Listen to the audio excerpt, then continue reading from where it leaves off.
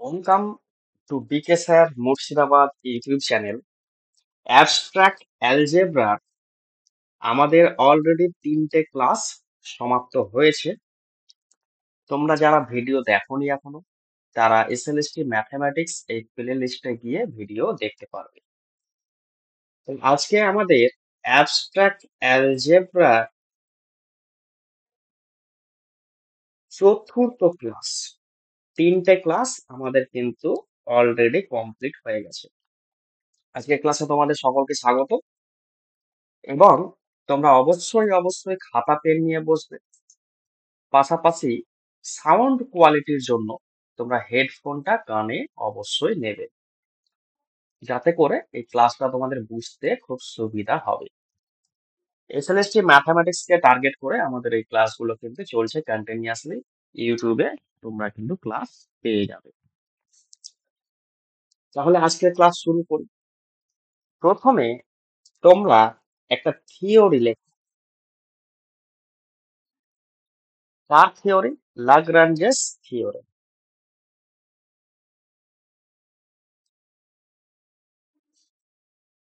लाग्रांजेস theory আমাদের group theory আমরা শুরু করেছিলাম এবং গ্রুপ থিওরির উপরে একটা ক্লাস হয়েছিল। সেট রিলেশন ম্যাপিং এর উপর 2টো ক্লাস, গ্রুপ থিওরির উপর একটা ক্লাস, টোটাল 3টে ক্লাস হয়েছে। আজকে গ্রুপ থিওরিটা তারপর থেকে কন্টিনিউ করছি, আজকে চতুর্থ ক্লাস। লিখো, the order of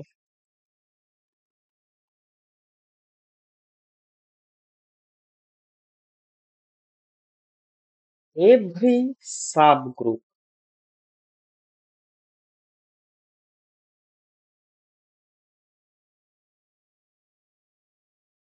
of A finite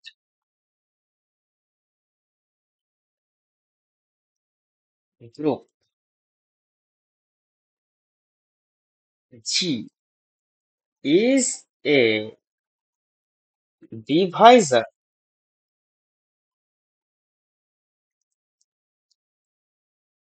of the order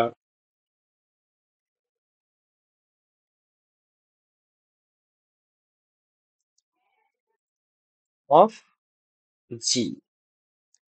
তাহলে কি বলা হচ্ছে? The order of every sub group, প্রত্যেকটা সাব গ্রুপ কার?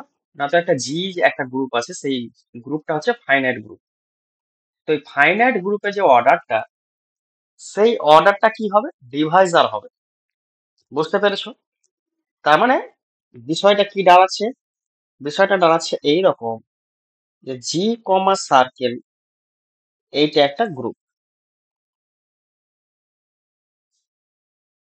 এবং এর একটা সাব গ্রুপ হচ্ছে এইচ কমা সার্কেল, এটা হচ্ছে একটা sub group.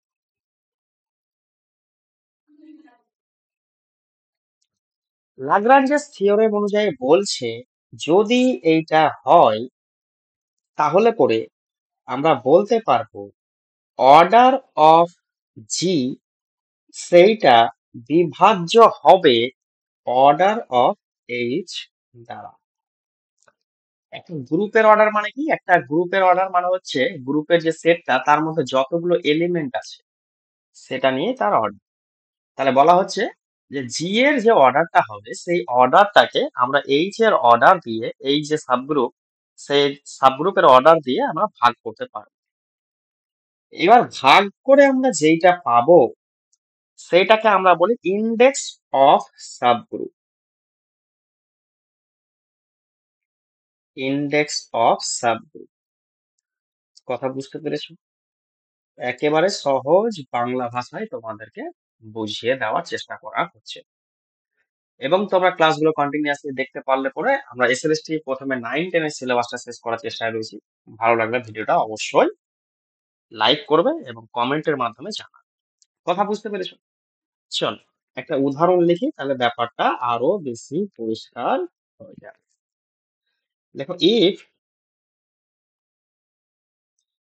G is a group, G হচ্ছে একটা গ্রুপ। গ্রুপের কন্ডিশন কি তোমরা প্রত্যেকে জানো যে গ্রুপ কিন্তু ন্যূনতম 4টা রুলস স্যাটিসফাইড করবে। কি কি সেই রুলস গুলো গতদিনে ক্লাসে বলেছিলাম, হ্যাঁ কি না? তো এই গ্রুপটা কন্টেন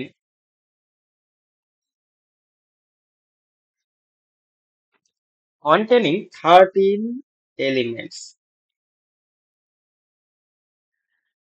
জি গ্রুপে 13টা এলিমেন্ট আছে। দেন the number of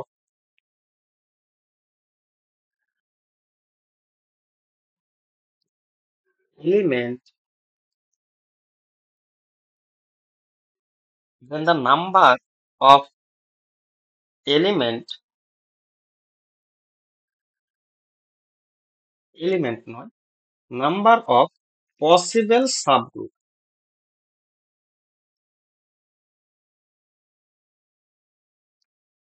possible sub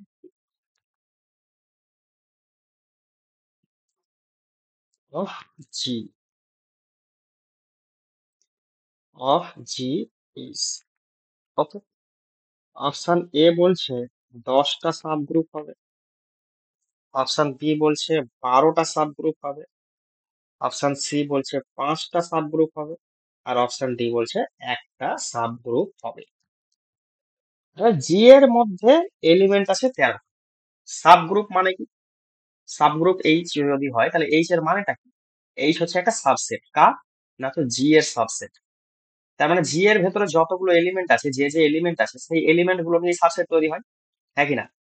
এখন আমরা লাগরাঞ্জেস থিওরেমে জানলাম যে অর্ডার অফ জি, দেখো জি এর মধ্যে 13টা এলিমেন্ট আছে, তার মানে আমরা বলতে পারি যে অর্ডার অফ জি সেটা হচ্ছে 13। এখন এইচ এ কতগুলো এলিমেন্ট থাকবে, এইচ এর ভেতরে কতগুলো এলিমেন্ট থাকবে, তার মানে এইচ এর অর্ডারটা কত? এইচ এর অর্ডার কত সেটা তো আমরা এখন জানি না। তাহলে আমরা ধরি যে let H equal to subgroup, H equal to subgroup. তাহলে অর্ডার অফ এইচটা কত হবে সেইটাই হচ্ছে আমাদের সাবসেট। অর্ডার অফ এইচ যতগুলো হবে, হ্যাঁ কি না, ততটাই হবে আমাদের কি সাবগ্রুপ।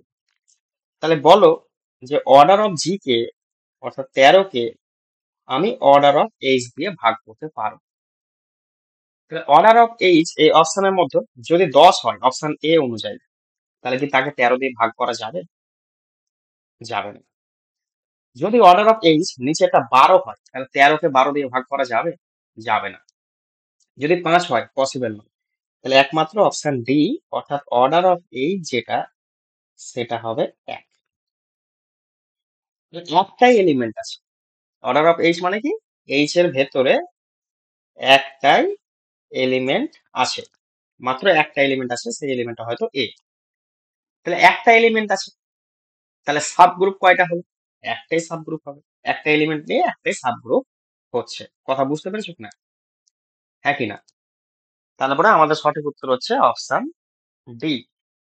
লাগরাঞ্জের যে থিওরেম সেখানে সেটা অনুযায়ী কি 13 কে আমি শুধুমাত্র 13 দিয়ে ভাগ করতে পারি, 13 কে শুধুমাত্র আমি 13 দিয়ে ভাগ করতে পারি, তাই জন্য 1 হবে। একটা মাত্র সাব গ্রুপ পাবো আমরা, হ্যাঁ কি না? যদি এখানে বলতাম ইন্ডেক্স অফ এইচ কত হবে, index of subgroup H যদি এটা চাইতাম, তাহলে কি order of G by order of H, তাহলে ইন্ডেক্সটা হতো কিন্তু 13। কথা বুঝতে পেরেছো? যদি এটা চাওয়া হয়নি। নেক্সট আর একটা কোশ্চেন করো, আর একটু ক্লিয়ার হয়ে যাবে। লেখো এ group contain 12 elements,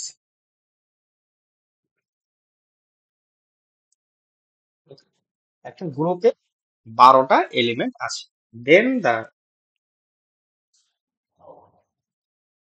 possible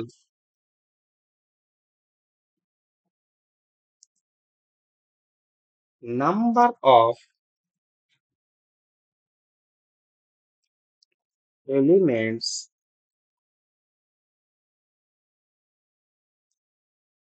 in a subgroup.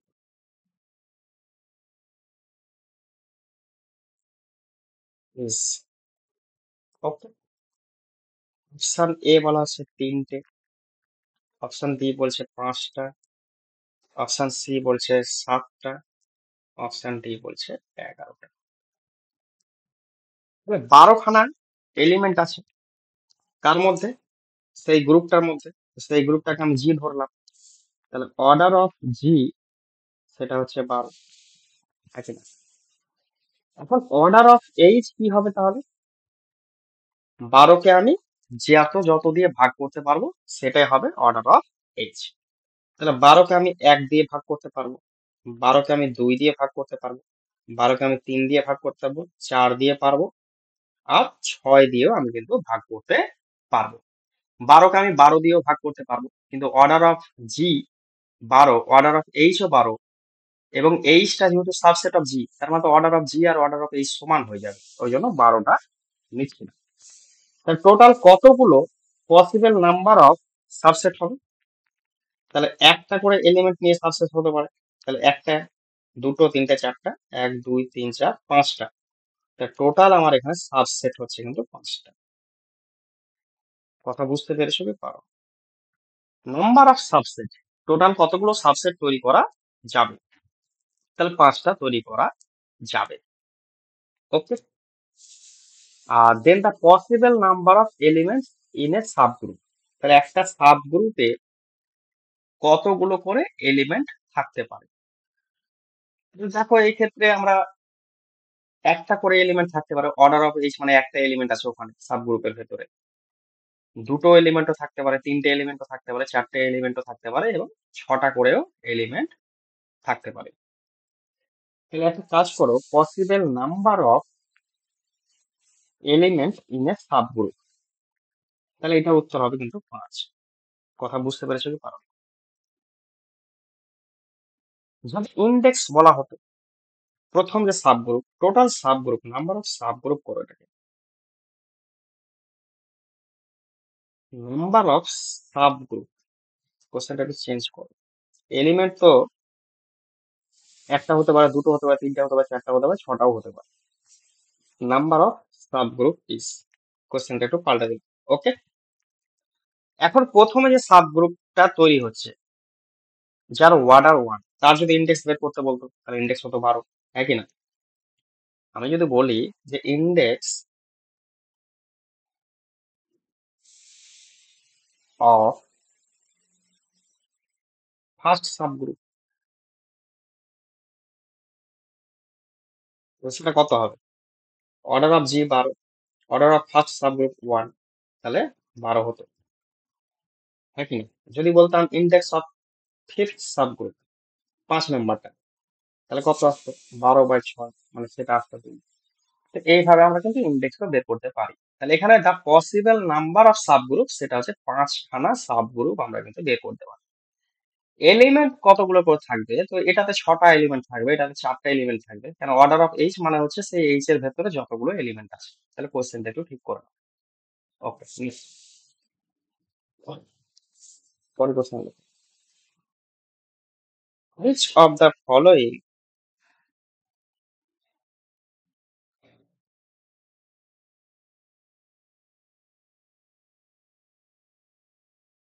subset H is not a subgroup? এই যে একটা সাবসেট আছে, সেটা সাবগ্রুপ হবে না কার? Of a group G under operation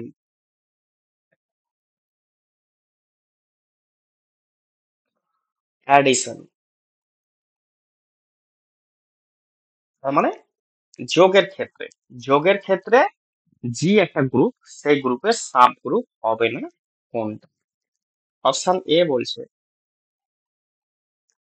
এইচটা কেমন, না তো এইচটা হচ্ছে 3n টাইপের দেখতে, যেখানে n বিলংস টু জেড, এনটা হচ্ছে ইন্টিজার। ওকে, আর এই যে জেডটা, সে জেডটা হচ্ছে ওই গ্রুপের পুরো সেটটা হচ্ছে জেড এর সেট, সেই কথা বলেছে। অপশন বি বলছে H equal two 0 plus minus 2 plus minus 4, এইভাবে কন্টিনিউসলি চলছে।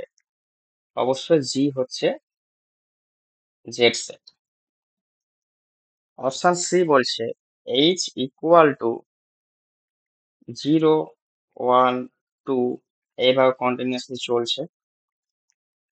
এখানেও বলা হচ্ছে জিটা হচ্ছে সেই ইন্টিজারের সেটটা, জি যে গ্রুপটা সেই গ্রুপটা ইন্টিজারের সেটটা নিয়েই তৈরি হয়েছে। এইচ ইকুয়াল টু বলা হচ্ছে 0 প্লাস মাইনাস 4 প্লাস মাইনাস 8, এইভাবে কন্টিনিউসলি চলছে। অবশ্যই জিটা হচ্ছে সেই ইন্টিজার সেট। তাহলে কোনটা হবে না? সাব গ্রুপ হবে না, নট এ সাব গ্রুপ। তাহলে এইচ 3n, তাহলে 3nটা তো অবশ্যই জি এর একটা সাবসেট, অসুবিধা নেই। এই প্লাস মাইনাস 2 0 ফেরো, এটা একটা সাবসেট, হ্যাঁ কি না? এনটা যেহেতু ইন্টিজারের মধ্যে আছে মানে জিরো নিতে পারি, হতে পারে। তাহলে এই প্রত্যেকটাই চারটে অপশন কিন্তু সাবসেট, কিন্তু এগুলো হচ্ছে সাব গ্রুপ হবে না। তাহলে গ্রুপ হওয়ার শর্ত কি? গ্রুপ হওয়ার শর্ত হচ্ছে ওর আইডেন্টিটি এলিমেন্ট থাকবে, ওর ইনভার্স থাকবে ওর ভেতরে, হ্যাঁ কি না? তাহলে পরে ইনভার্স কিন্তু থাকবে। 3n মানে কি? এন এর ভ্যালু যদি তুমি 1 ধরো তাহলে 3 2 6, 0 ধরলে 0, 3 2 6, 6 2 8, মানে জোড় সংখ্যাগুলো আর কি। আর যোগের ক্ষেত্রে বলা হয়েছে, তাহলে যোগের ক্ষেত্রে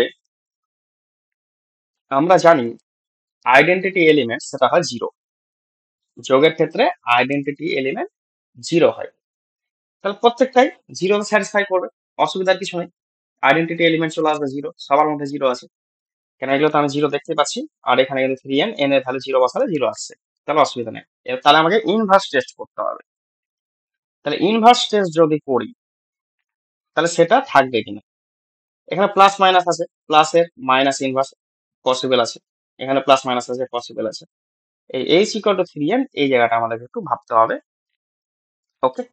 আর শুধু প্লাস যেখানে আছে সেটাতেও আমাদেরকে ভাবতে হবে। তাহলে শুধু প্লাস দিয়ে কিন্তু এর ইনভার্স পাওয়া যায় না, এটা কিন্তু আমরা জানি। কিভাবে জানি? যেমন ধরো আমি বললাম যে 2, 2 এর ইনভার্স কত? ইনভার্স মানে কি? যোগের ক্ষেত্রে তাহলে 2 এর সাথে কি যোগ করব যাতে করে আইডেন্টিটি এলিমেন্ট চলে আসে? আইডেন্টিটি এলিমেন্ট যোগের ক্ষেত্রে 0, তাহলে 2 এর ক্ষেত্রে -2 যদি যোগ করে দিই তাহলে সেটাই হচ্ছে আইডেন্টিটি এলিমেন্ট চলে আসছে যোগের ক্ষেত্রে। কিন্তু এই -2 যে এলিমেন্টটা সেটা কিন্তু এইচ এর মধ্যে নেই, কারণ এইচটা কি? পজিটিভ ইন্টিজারের সেট, 0 এবং পজিটিভ ইন্টিজারের সেট। তাহলে পরে -2 যেহেতু এর মধ্যে নেই, তার জন্য কিন্তু এটা একটা গ্রুপ হবে না। -2টা কি? -2টা হচ্ছে ইনভার্স, যেহেতু ইনভার্স নেই এর মধ্যে, তাই জন্য কিন্তু এটা কি হবে না? এটা গ্রুপ হবে না। গ্রুপ হবে না, এইচটা অবশ্যই সাবসেট, কার জি এর, তার মানে জি এর সাবগ্রুপ হবে না এইচ। কথাকে বুঝতে পেরেছো কি পারো? দেখো ভালো করে বলো। হুম। Yes. পরে বসো। ক্লাস বুঝতে পারছো তো ঠিকঠাক করে? দেখো গ্রাজুয়েশনে পড়েছো তো, সব মনে পড়ে যাবে, অসুবিধা নেই। Let G comma circle be a group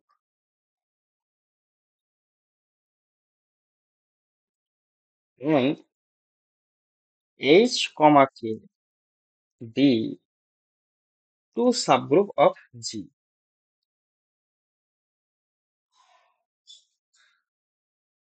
Subgroup of G, তার মানে G এর দুটো সাবগ্রুপ। তাহলে পরে which of the following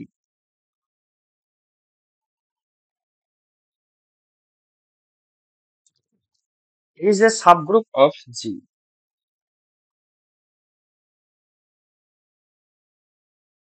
Is a subgroup of G. তাহলে নিচের কোনটা G এর সাবগ্রুপ হবে? H কে তো অলরেডি সাবগ্রুপ, কিন্তু আর কোনটা সাবগ্রুপ হবে? Okay? তাহলে এটা কিভাবে করব? অপশন গুলো লিখে দিই। অপশন এ বলছে এইচ ইউনিয়ন কে, অপশন বি বলছে এইচ ইন্টারসেকশন কে, অপশন সি বলছে দুটোই, আর অপশন ডি হচ্ছে কোনোটাই নয়। তাহলে জি যেটা, সেটা যে কোনো একটা গ্রুপ, এবং এইচ কে তারই সাবগ্রুপ। তাহলে এখন আমাদেরকে ধরে নাও যে জিটা হয়তো জেড কমা প্লাস, নিজের সুবিধা মতো ধরো। এইচ একটা সাবগ্রুপ, তাহলে জেড এর যে সাবসেট হবে সেটা টু জেড করে দাও, টু জেড কমা প্লাস এটা একটা সাবগ্রুপ হবে। কে এটাকে নিয়ে নাও থ্রি জেড, কেন? কে হয়ে গেল সাবসেট কার, জি এর, তাহলে থ্রি জেড কমা প্লাস হলো। এখন অপশন অনুযায়ী আমাদেরকে দেখতে হবে যে এইচ ইউনিয়ন কে সেটা কি হবে। এইচ ইউনিয়ন কে, তাহলে এইচ এর ক্ষেত্রে টু জেড আছে, কে এর ক্ষেত্রে থ্রি জেড আছে, একই না? তাহলে জেড এর ভ্যালু কত? জিরো থেকে যদি ধরো তাহলে প্রথমে জিরো আসবে, এক ধরলে দুই এলো, ওকে, এখানে এক ধরলে তিন আসবে, কে তে এক ধরলে, কেন যোগ করছি যেহেতু। দুই ধরলে এখানে চার এলো, দুই ধরলে এখানে ছয় এলো, তিন দুয়ে ছয়, এইভাবে চলে যাচ্ছে এইচ ইউনিয়ন কে। এখন এইচ ইউনিয়ন কে এটা যদি সাবগ্রুপ হয়, যদি সাবগ্রুপ হয়, তাহলে গ্রুপ হওয়ার একটা শর্ত আছে। কি সেই শর্ত? সেই শর্তটা হচ্ছে যে যদি এ আর বি থাকে গ্রুপের ভেতরে, যদি এ আর বি থাকে গ্রুপের ভেতরে, তাহলে যোগের এক্সপেক্ট করছি, মানে তাদের যোগফলটা গ্রুপের ভেতরে থাকতে হবে। তো এখানে টু থ্রি দুটোই আছে, তাহলে এদের যে ইউনিয়ন, এদের যে যোগফল, সেটা কি এইচ ইন্টার ইউনিয়ন কেতে আছে? পাওয়া যাচ্ছে? নেই। তারপরে এটা কিন্তু সাবগ্রুপ হচ্ছে না, তাহলে এইচ ইউনিয়ন কে কিন্তু সাবগ্রুপ হচ্ছে না। তাহলে আমাদের বাকি থাকলো এইচ ইন্টারসেকশন কে, তাহলে সেটাই সাবগ্রুপ হয়ে যাবে। এইচ ইন্টারসেকশন কে মানে কি? এইচ থেকে কে, এইচ এবং কে তাদের মধ্যে যে কমন এলিমেন্ট সেগুলো হবে এইচ ইন্টারসেকশন কে, হ্যাঁ কি না? তাহলে সেটা কিন্তু সাবগ্রুপ হবে। দেখো কথা বুঝতে পেরেছো কিনা?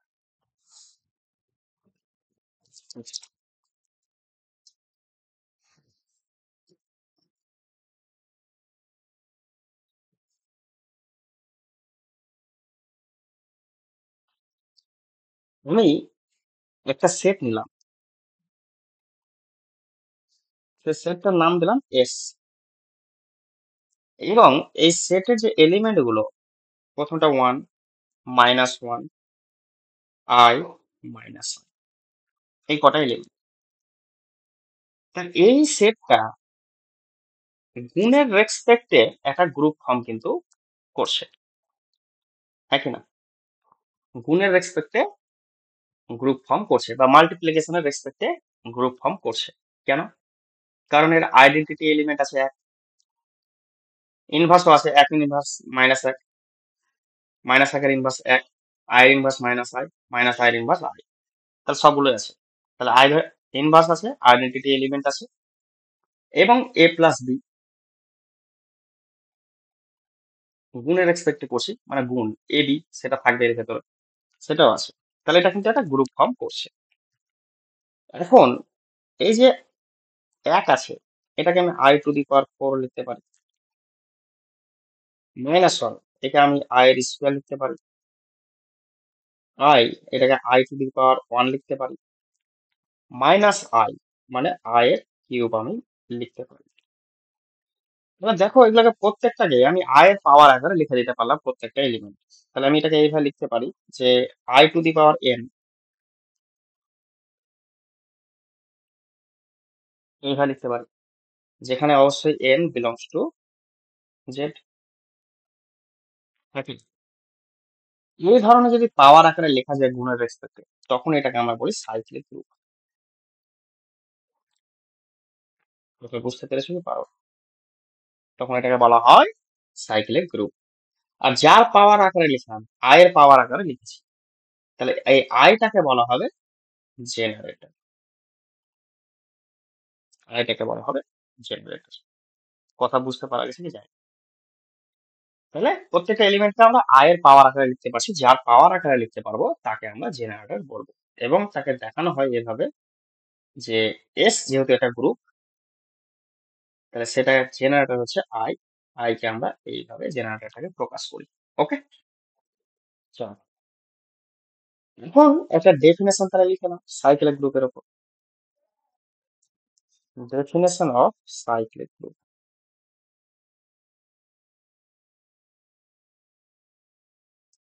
দেখো, আমি একটা কথা বারবার করে কেন বলছি, একবার করে বলেই এগিয়ে যেতে পারি।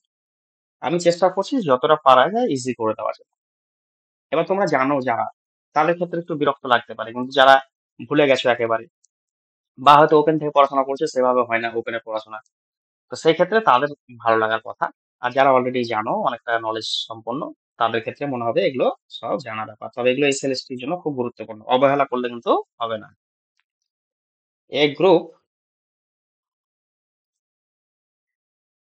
জি comma circle is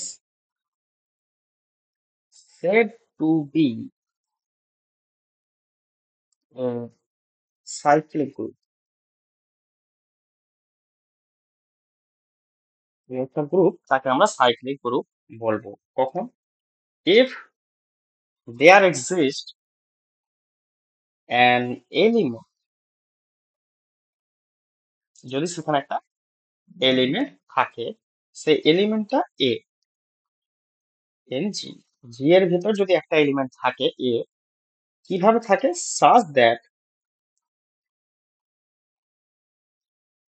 G equal to লেখা যায় a two the power n such that n belongs to z, যদি এইভাবে লেখা যায় সেই এলিমেন্টটাকে, অ্যান্ড এ যেটা সেটা হচ্ছে জেনারেটর।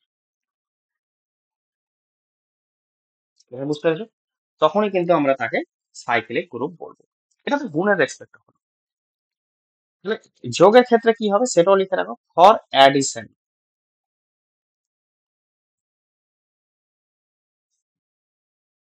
অ্যাডিশন যোগের ক্ষেত্রে সাইক্লিক গ্রুপ যদি হয় জি, তাহলে জি কে আমরা লিখতে পারবো এইভাবে, n into A such that n belongs to z। ওকে, যোগের ক্ষেত্রে এই যে এনটা গুণের ক্ষেত্রে পাওয়ার ছিল, যোগের ক্ষেত্রে কিন্তু গুণ হবে, যোগের ক্ষেত্রে গুণ হবে আর গুণের ক্ষেত্রে কিন্তু পাওয়ারে যাবে। কথা বুঝতে পেরেছো? হ্যাঁ কি না? তাহলে আমি একটা উদাহরণ বলছি, এক্সাম্পল বলছি। ধরো আমি একটা গ্রুপ নিয়েছি জি কমা প্লাস, এটা অবশ্যই গ্রুপ, এটা আমরা সবাই জানি যে এটা গ্রুপ ফর্ম করে। এখন এই গ্রুপটা কি সাইক্লিক, হ্যাঁ কি না কোশ্চেন হচ্ছে। তাহলে এটা যোগের ক্ষেত্রে, তাহলে গ্রুপের যে কোনো এলিমেন্ট আমি নিলাম সেভেন, তাহলে সেভেনকে আমি কি লিখতে পারি? সেভেনকে লিখতে পারি সেভেন ইন্টু ওয়ান। তাহলে ওয়ান হচ্ছে একটা জেনারেটর, তাকে সাত দিয়ে গুণ করে সাত পাবো। বা যে কোনো একটা এলিমেন্ট আট নিলাম, তাহলে এটাকে আট ইন্টু ওয়ান লিখতে পারবো। তাহলে ওয়ানটা হচ্ছে এখানে প্রত্যেকটা ক্ষেত্রে ওয়ান আছে, প্রত্যেকটা ক্ষেত্রে ওয়ান আছে। তাহলে এই ওয়ানটাকে আমরা কি বলবো? জেনারেটর। ওয়ানটাকে আমরা জেনারেটর বলবো। আর এই আটটা কই হচ্ছে, আটটা হচ্ছে এন, এন এর এনটা কিন্তু ইন্টিজার, মানে এন এর ভ্যালুটা চেঞ্জ হবে, কখনো এক হবে, কখনো দুই হবে, কখনো তিন হবে, কখনো চার হবে, এইরকম। কিন্তু যেটা জেনারেটর সেটা কিন্তু ফিক্স, জেনারেটর কিন্তু পাল্টাবে না, সেটা ফিক্স। তাহলে জেনারেটর হচ্ছে এক। তাহলে আমরা বলতে পারবো যে অবশ্যই এটা কিন্তু একটা সাইক্লিক গ্রুপ। তা জেড প্লাস একটা গ্রুপ হচ্ছে এবং তার পাশাপাশি যোগের রেসপেক্টে সাইক্লিক গ্রুপ হচ্ছে। কথা বুঝতে পেরেছো কি পারো? এবার আমি যদি বলি এটা তো যোগের রেসপেক্টে দেখিয়ে দিলাম যে সাইক্লিক গ্রুপ, তাহলে জেড কমা ডট সেটা কি সাইক্লিক গ্রুপ? তো আমি জেড এর যে কোনো একটা এলিমেন্ট নিলাম আট, তাহলে আটকে আমি কি লিখতে পারি? আটকে আমি লিখতে পারি দুই এর পাওয়ার তিন লিখতে পারি। আচ্ছা, তাহলে পরে হচ্ছে নয়, নয়ের পাওয়ারকে দুই এর পাওয়ার কিছু করে লেখা যায়? লেখা যায় না। বা একটা এলিমেন্ট নিলাম দশ, তো দশকে দুই এর পাওয়ার কিছু করে লেখা যাবে? লেখা যাচ্ছে না। তাহলে পাওয়ার গুলো যেন চেঞ্জ হতে হবে, পাওয়ার গুলো আলাদা আলাদা হতে পারে, কিন্তু যেটা জেনারেটর সেটা কিন্তু ফিক্স।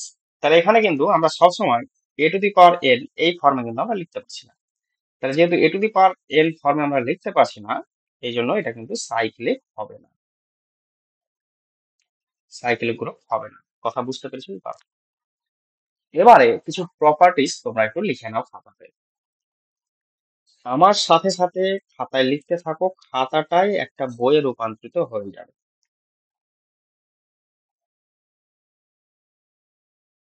ওকে, সাম প্রপার্টিজ। প্রথম প্রপার্টিজ হচ্ছে জি কমা সার্কেল। এটা যদি একটা সাইক্লিক গ্রুপ হয়,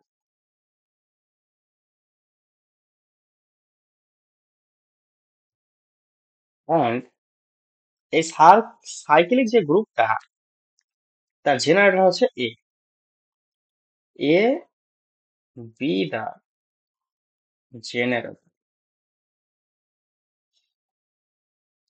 যদি জেনারেটর হয়, তাহলে পরে a inverse is also a generator.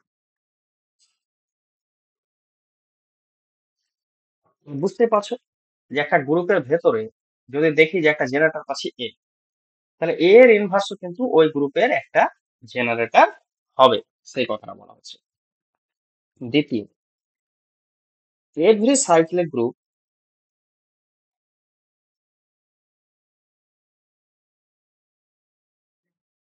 প্রত্যেকটা cyclic group is abelian, commutative. প্রত্যেকটা সাইক্লিক গ্রুপই কিন্তু কমিউটেটিভ হবে। তৃতীয় যে প্রপার্টিস, সেটা খুব গুরুত্বপূর্ণ প্রপার্টিস, স্টার দিয়ে লিখে রাখো। জি কমা সার্কেল, এটা যদি একটা ফাইনাইট সাইক্লিক গ্রুপ হয়, ফাইনাইট সাইক্লিক গ্রুপ হয়, এন্ড সাইকেল গ্রুপ মানে একটা জেনারেটর থাকবে, এ বি দা জেনারেটর, এ যদি জেনারেটর হয়, তাহলে পরে যেহেতু এটা ফাইনাইট সাইকেল গ্রুপ, তাহলে এর নির্দিষ্ট সংখ্যক এলিমেন্ট রয়েছে, তাহলে অর্ডার অফ জি এন সংখ্যক এলিমেন্ট যদি থাকে সেই সেটের ভেতরে, তাহলে order of G equal to N হবে, তাই কি না? If and only if order of এটা যদি এন হয়, ওকে, অর্ডার অফ এ একটা এলিমেন্টের অর্ডার, অর্ডার অফ এ যদি এন হয়, এবং অর্ডার অফ এ ইনভার্স সেটাও যদি এন হয়, তাহলেই হবে। তাহলে যেটা জেনারেটর হচ্ছে, সেই জেনারেটরের অর্ডার যদি এন হয় এবং সেই জেনারেটর ইনভার্সের যদি অর্ডার এন হয়, তাহলে আমরা বলতে পারবো order of G equal to N. মানে কেমন ব্যাপার, ধরো অর্ডার অফ এ এলো 2, অর্ডার অফ এ ইনভার্স সেটাও 2, তাহলে বলতে পারবো যে ওই জি যে সাইকেল গ্রুপটা আছে ওইখানে 2টা এলিমেন্ট আছে। কথা বুঝতে পেরেছো? বা ওই যে জি যে গ্রুপটা, তার অর্ডার হচ্ছে 2। ওকে, চতুর্থ প্রশ্ন আছে, চতুর্থ প্রপার্টিসে আছে। জি কমা সার্কেল, এটা একটা infinite cyclic group.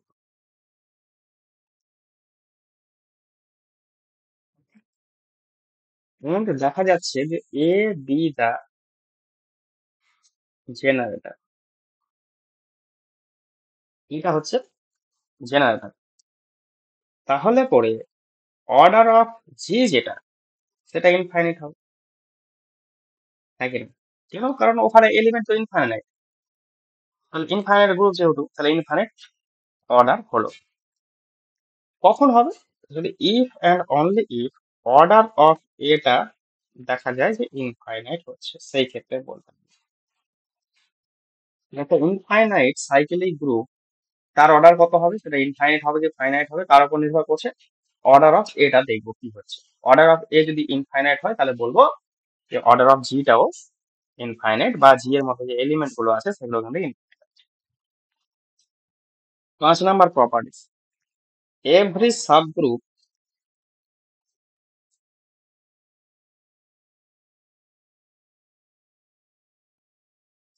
of a cyclic group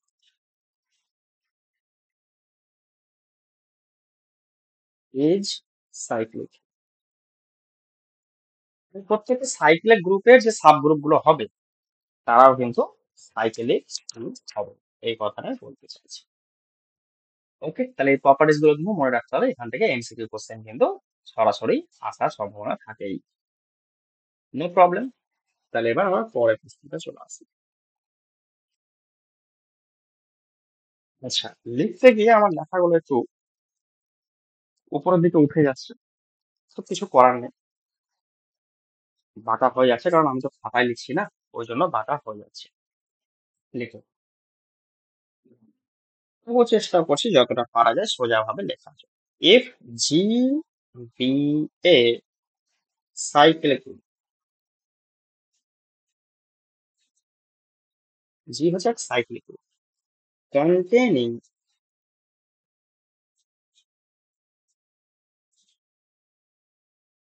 n elements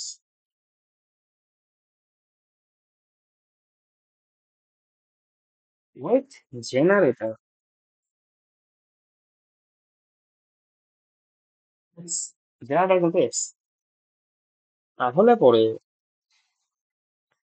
x to the power 10 কি হবে? অপশন এ বলছে x হবে, অপশন বি বলছে x ইনভার্স হবে, অপশন সি বলছে ই হবে, মানে আইডেন্টিটি এলিমেন্ট, অপশন ডি বলছে x to the power 9 হবে। সুবিধা নেই। এবার জি একটা সাইক্লিক গ্রুপ, ওকে আমরা এক্স এর পাওয়ার আকারে লিখতে পারবো, কেন? এক্স হচ্ছে জেনারেটর। এখন এখানে 10টা এলিমেন্ট রয়েছে, 10টা এলিমেন্ট থাকার অর্থ কি জি এর ভেতরে 10টা এলিমেন্ট থাকার অর্থ হচ্ছে অর্ডার অফ জি সেটা হচ্ছে 10, হ্যাঁ কি? অর্ডার অফ জি সেটা হচ্ছে 10, তাহলে অর্ডার অফ এক্স কত হবে? একটু আগে রুলস আমরা শিখলাম যে অর্ডার অফ জি যদি 10 হয় তাহলে তার যে জেনারেটর তার অর্ডার 10 হবে, হ্যাঁ কি? এর মনেটা কি? ভালো করে দেখো, একটু আগে একটা প্রপার্টিজ আমরা এখানে লিখেছি, কি লিখেছি? একটা ফাইনাইট সাইক্লিক গ্রুপ, তো আমাদের এই কোশ্চেনে কিন্তু বলে দিয়েছে সাইক্লিক গ্রুপ 10টা এলিমেন্ট আছে মানে ফাইনাইট। ওকে, অর্ডার অফ জি সেটা যদি এন হয়, কখন অর্ডার অফ জি হবে? If and only if order of এটাও এন হবে। এ মানে জেনারেটর, তার মানে অর্ডার অফ জি যদি 10 হয় তাহলে ওই জেনারেটরের যে অর্ডার সেটা কিন্তু 10 হবে। কেন হবে? কারণ হচ্ছে জি একটা সাইক্লিক গ্রুপ এবং সেটা একটা ফাইনাইট সংখ্যা গ্রুপ। ওকে, তাহলে order of x equal to আমরা 10 পেয়ে গেলাম। গত দিনে প্রপার্টি পড়েছিলাম, তার মানে কি এক্স টু দি পাওয়ার 10 এটা সমান কি টি, গত দিনের ক্লাসে কিন্তু বলেছিলাম। তাহলে এই ক্ষেত্রে আমাদের সঠিক উত্তর হয়ে গেল অপশন সি। কোনো সমস্যা নেই, হ্যাঁ কিনা? যারা করেনি গত দিনের ক্লাস তারা গত দিনের গ্রুপ থিওরি ক্লাসটা প্রথম ক্লাসটা করে নি।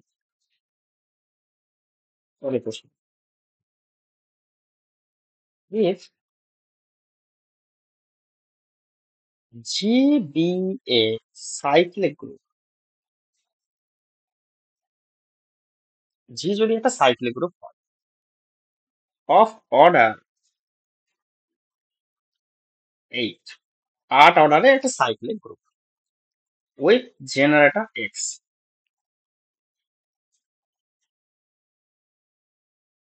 উইথ জেনারেটর এক্স, এক্স হচ্ছে জেনারেটর, তাহলে পরে কি হবে? অপশন গুলো লিখছি। অপশন এ বলছে x to the power 4 is also a generator of G, G এর একটা জেনারেটর হবে এক্স টু দি পাওয়ার 4, মানে এক্স টু দি পাওয়ার 4 এর পাওয়ার করে করে আমরা লিখতে পারবো, সেই কথা বলছে। অপশন ডি বলছে x to the power 5 is also a generator of G, option C বলছে x is also a generator, একটা তো এক্স জেনারেটর আছে, আবার একটা এক্স এর কথা বলা হচ্ছে। আচ্ছা, অপশন ডি বলছে এক্স স্কোয়ার, সেটাও কিন্তু অলসো এ জেনারেটর অফ জি। এই হচ্ছে আমাদের চারটা অপশন। ভালো কথা। এই ক্ষেত্রে আমাদের একটা রেজাল্ট আমরা যদি মনে রাখতে পারি তাহলে খুব ভালো হয়। কিসের রেজাল্টটা সেটা একটু দেখো। সেটা হচ্ছে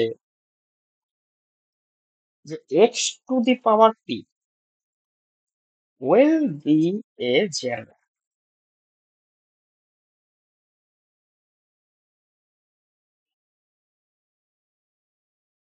x to the power P generator হবে।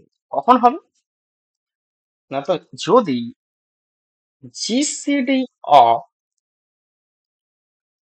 পি আর এন সেটা যদি এক হয়ে যায় তাহলেই হবে। ওকে, যদি when অর্ডার অফ জি সেটা যদি হয় এন, মানে অর্ডার অফ জি যদি এন হয় এবং কোয়েশ্চেনে বলা হয়েছে যে এক্স টু দি পাওয়ার পিটা জেনারেটর হবে কিনা, তো x to the power P generator হবে কখন? যদি অর্ডার অফ পি এবং এন, পি এবং এন এই দুটোর গসাগু জিসিডি যদি এক হয়ে যায় তাহলে সেই ক্ষেত্রে পসিবল হবে। তাহলে এখানে অর্ডার অফ জি যেটা সেটা কত? সেটা 8 বলে দিয়েছে, তাই না? তাহলে অপশন অনুযায়ী তুমি দেখো যে এক্স টু দি পাওয়ার 4 সেটা কি জেনারেটর হতে পারে? তাহলে এক্স এর পাওয়ার 4 আছে, তাহলে 4 আর 8 এর জিসিডি সেটা কি এক হতে পারে? হতে পারে না। তাহলে এটা পসিবল। অপশন বি তে দেখো, তাহলে 5 আর 8 এর জিসিডি এক হতে পারে, অসুবিধা নেই। 1 আর 8, আচ্ছা একে তো এক তো হবে, এক্স টু দি পাওয়ার 1 তো হয়েছে, সেটা তো বলেছে, ওটা আমার আর দেখে লাভ নেই। লাস্ট রোডে 2 আর সেখানে এক গসাগু কিন্তু হবে না। তাহলে একমাত্র সম্ভব এক্স টু দি পাওয়ার 5 সেটা একটা জেনারেটর হতে পারে। তাহলে অপশন বি এর উত্তরটা হলো সঠিক। তাহলে এই রেজাল্টটা কিন্তু তোমাদেরকে মনে রাখতে হবে। সম্ভবত এটা গত ক্লাসে আমি বলেছি। ওকে, নেক্সট। পরের প্রশ্ন তোমরা লেখো। If the cyclic group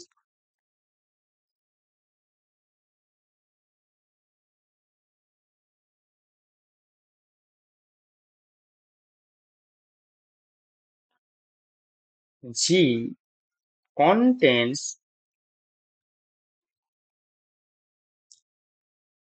11 distinct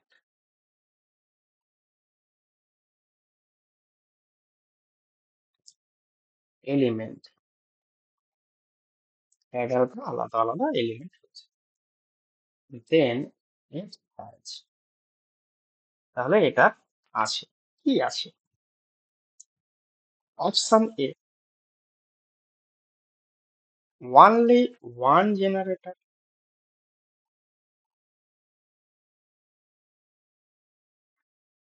option B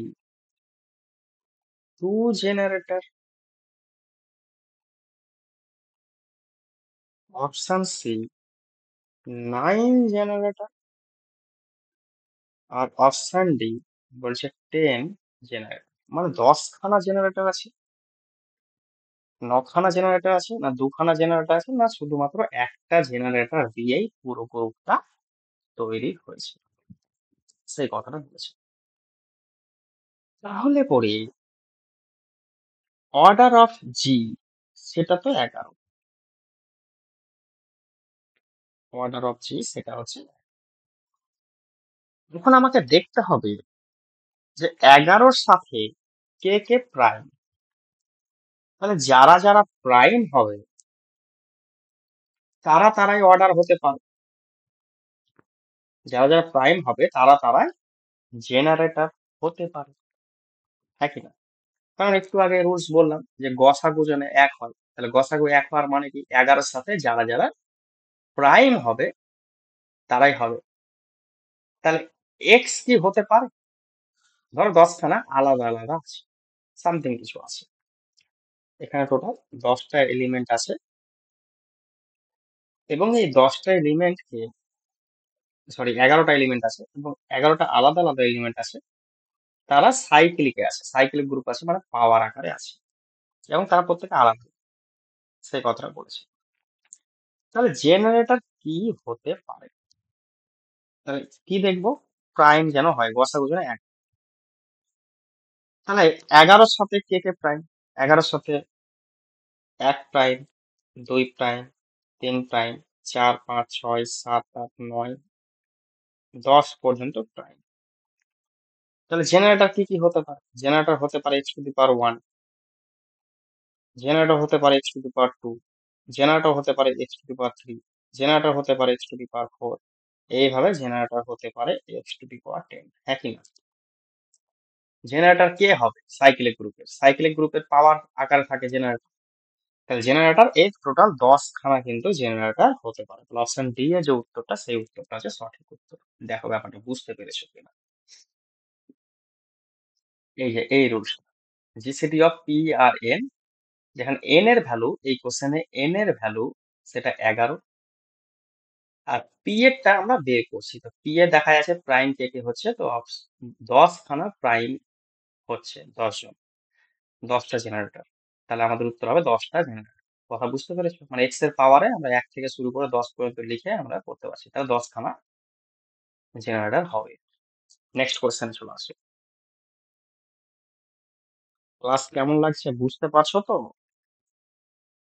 কোনো কিছু বুঝতে অসুবিধা হলে কমেন্ট বক্সে অবশ্যই জানাবে এবং ভালো লাগলেও জানাবে।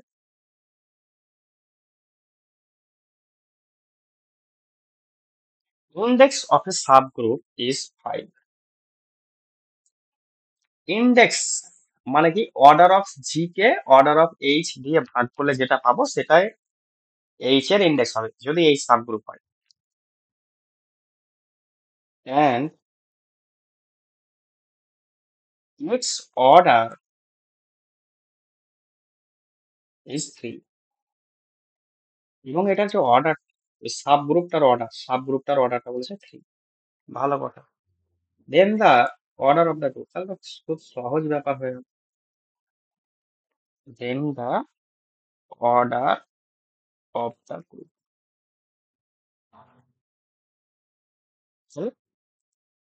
ওই গ্রুপের অর্ডার কত হবে? অপশন এ বলছে 8, অপশন বি বলছে 10, অপশন সি বলছে 15, আর অপশন ডি সেটা বলছে কোনোটাই নয়। তাহলে ব্যাপারটা কি? তো আমরা লাগরাঞ্জেস থিওরেমে জেনেছি যে অর্ডার অফ জি কে তার যে সাবগ্রুপ, অর্ডার অফ সাবগ্রুপটা এই যদি হয়, তো অর্ডার অফ এইচ দিয়ে ভাগ করা যায় এবং ভাগ করার পরে যে ভাগফলটা আছে তাকে আমরা বলি ইন্ডেক্স অফ সাবগ্রুপ এইচ। হ্যাঁ কিনা? এটা আমরা রুলসটা শিখলাম। অর্ডার অফ জি কত বের করতে হবে, অর্ডার অফ এইচ কত, সেটা 3 সাবগ্রুপের অর্ডার, অ্যান্ড ইন্ডেক্সটা বলেছে 5। তাহলে এখান থেকে আমরা বলতে পারবো যে অর্ডার অফ জি সেটা হচ্ছে 15। অর্থাৎ অপশন সি এর উত্তরটা হয়ে গেল আমাদের সঠিক উত্তর। দেখো কথা বুঝতে পেরেছো কি পারো? তাহলে 9-10 লেভেলের যে গ্রুপ থিওরি যে পার্টটা ছিল, সেই পার্টটা আপাতত আমাদের সমাপ্ত হয়ে গেল। ওকে, সমাপ্ত হয়ে গেল। এবার বাকি আমাদের প্র্যাকটিস করতে হবে, মানে থিওরি পার্টটা শেষ হলো এবং তার সঙ্গে আমরা উদাহরণ কিছু দেখিয়ে আমরা কিন্তু এতটুকু করে ফেললাম। পরের দিন আমরা রিং এবং ফিল্ড এইটা শুরু করব, একেবারে এটা সমাপ্ত করে। আর নতুন করে রিং আর ফিল্ডটা আজকে শুরু করছি না, শুরু করলে করাই যায় কিন্তু আজকে করছি না, কারণ ওটা যেহেতু একটু আলাদা পার্ট রয়েছে, আলাদা টপিক রয়েছে রিং অ্যান্ড ফিল্ডটা। তো রিং অ্যান্ড ফিল্ডটা কিন্তু পরের দিন আমরা পরের ক্লাসে শুরু করব। ঠিক আছে, তাহলে দেখা হবে পরবর্তী কোনো একটা ভিডিওতে। ততক্ষণের জন্য আমি কিন্তু ভিডিওটা রেখে দেবো। আশা করছি বুঝতে পারছো। কোনো সমস্যা হলে অবশ্যই কমেন্ট বক্সে জানাবে এবং